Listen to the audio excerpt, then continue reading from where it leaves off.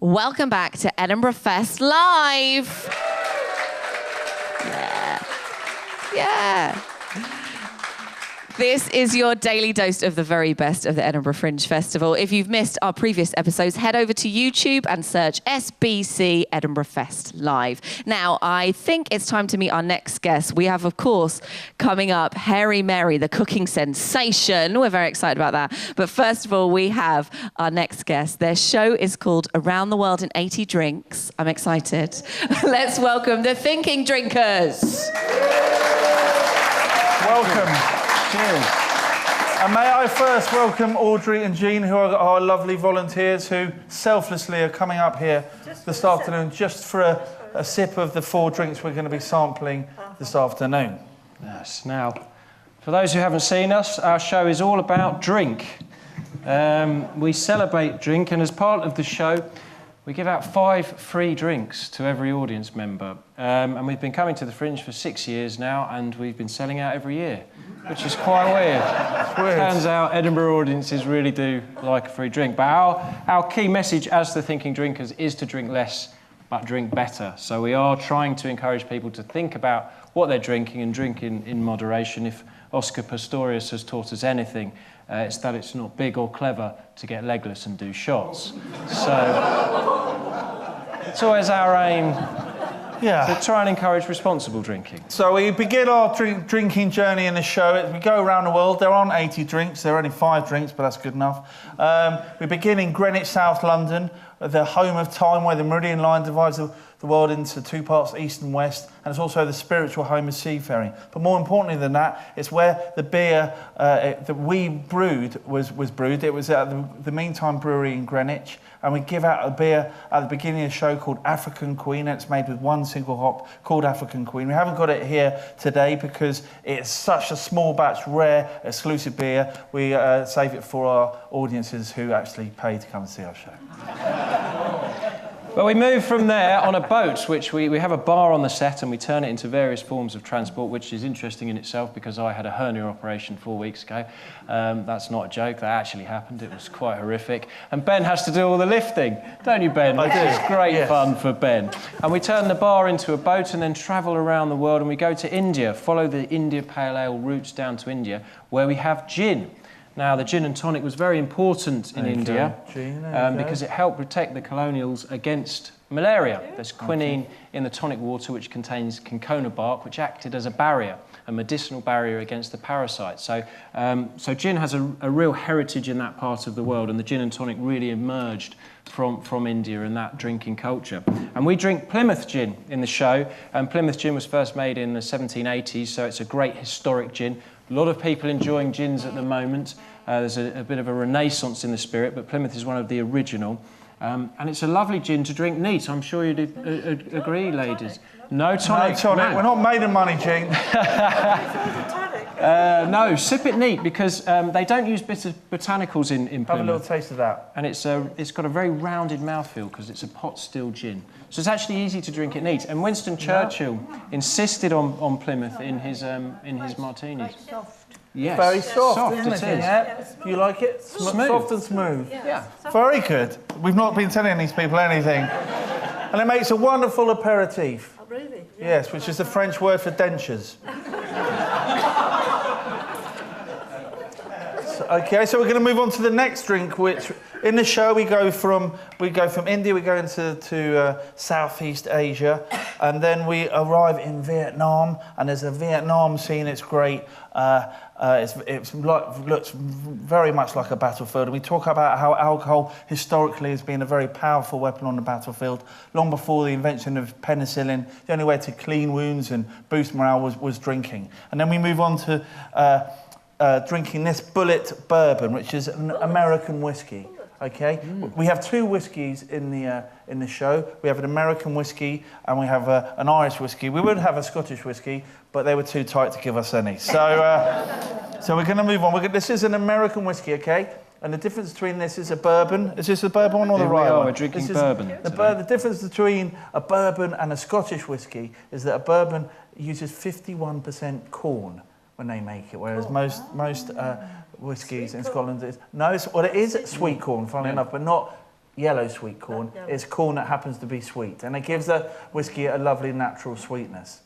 If you smell it, when you get something else on the nose, you should get a bit of vanilla on there because they rest it in new American oak barrels, which gives it all the vanillins in the wood impart their flavour into the spirit. And it's called Bullet after Tom Bullitt, who actually fought in the Vietnam War and came back from the war and discovered his great-great-grandfather's long-lost recipe, so he decided to make some American whiskey. So what do you think of that, ladies? You enjoying that? Yes? Yeah. Water chaser, maybe. Yeah, maybe. Yeah, a bit of water in it. You can put a bit of water actually into the spirit as well. A drop of water will just open it up a little bit, so don't ever be afraid to do that. And then we move from there to America, and we talk a lot about prohibition, perhaps the daftest political Keep going, decision. guys. You're doing very well. It's all right. I'm going to hold you. If you fall over, it's going to be fine. Yes, we talk about prohibition, the daftest political decision before Cameron gave us the referendum. And we talk about how stupid it was to ban alcohol and how it was really quite bad for the economy and for people's health. Tens of thousands of people were dying of alcohol poisoning because they were making illicit booze. And we bring in Jameson because a lot of Irish came into America and brought with them their Irish whiskey. So you're going to have yet another whiskey neat now, ladies. This is it. You're losing count, aren't you? This is the Jameson Irish whiskey. Yes, and it's a blended whiskey. People talk about single malts a lot, especially up here in Scotland where there are some great single malt whiskies. And less so about blends, but actually when it comes to making a blended whiskey like Jameson, it's a real... We shouldn't give them too much. I love this one. I'm mixing my drinks. That's the point. No, they've already got the... They've already got it. Yeah. Oh, good. Have a sip of that. Drink less, drink better, everybody. The only one that's sober. No, I know, it's true. We don't do any drinking in the show. And it's a blended whiskey, but it's fantastic stuff. There's a real resurgence in Irish whiskey at the moment, so we're seeing a lot more coming back into the market, which is fantastic. And they rest this in American oak and European oak, so there's lots of vanilla in there as well. You're right there. You're right there. You enjoying this? Yeah. With some water. Don't worry, we'll get some afterwards. After the show. There's plenty of water. Water's free. You can get that anywhere. We find people really like this one. Even your nan likes it. Well, my nan loves this Jameson. Okay, I liked it, yeah. So when I go around to my nan's house... Did you say? Yeah, well, it's our show, not yours. Come on. So when I go around my nan's house, she always cracks out... Well, she's got a lovely collection of spirits, my nan. And she pours them into this lovely... these lovely antique goblets that she has, and I go to taste them. She says, "No, Ben, you shouldn't taste it first. You should smell it." And she brings it to her nose. My nan, she says, "I can smell sultanas in there. Bready malt, bready and oats in there as well. Almonds." And then my nan, she says, "I can get a hint of coconut on the finish." Oh my God. That's because Ben's nan is a Peshwari nan.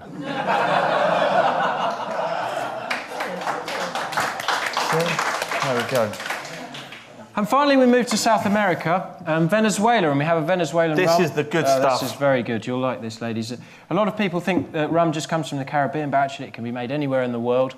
And some of the best rums in the world are made in South America. There you go. We've got Diplomatico Reserva Exclusiva, and it's an aged rum, a luxury rum. It's something that really you do need to sip and savour. So if you have a taste of that, ladies, and you should be able to. Yeah, it's lovely, isn't it?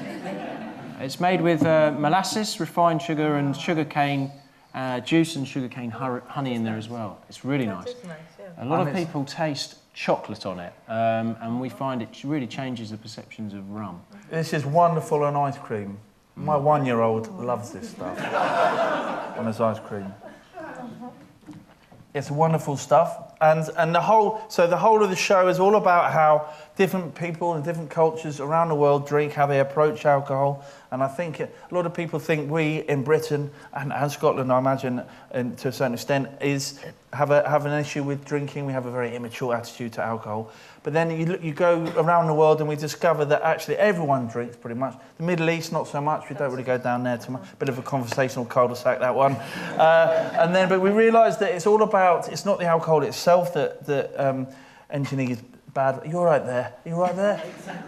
Engineers bad behaviour. It's all about expectations of behaviour. Are you all right there? Do you want to sit down? Wine. No. Just don't ever touch spirits. You've never touched spirits before. Right. They were volunteers. It's nice though. We haven't, can I just say, we've not forced this woman on stage here. She came up on her own volition. I was sorry for you didn't have any volunteers. Oh, I know, well, that's very nice. It's selfless of you to come up here and drink 4 free drinks. What a brave soldier. Thank you so much. No, you don't have to keep drinking. We've done. No. The tasting's finished. We're The done. tasting is finished. Thank you. Thank you. I was trying to do a whole bit about irresponsible drinking, Gina. Now you're sculling them all. I'm going to take these away from you, obviously. Are you operating any heavy machinery later? Good, good. Are you driving? No. No, don't drink and drive. Don't even putt. The thinking drinkers. And Audrey Dean, thank you very much. Lovely to meet you.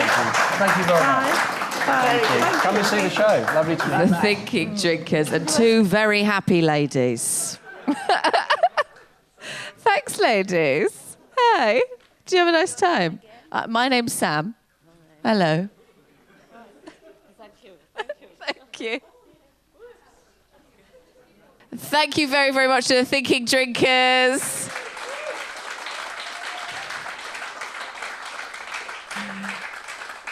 And 2 very happy ladies, one who's tried spirits for the first time on live TV. Coming up next, we have cooking sensation Hairy Mary. We also have news from Suze, and we'll see you after the break.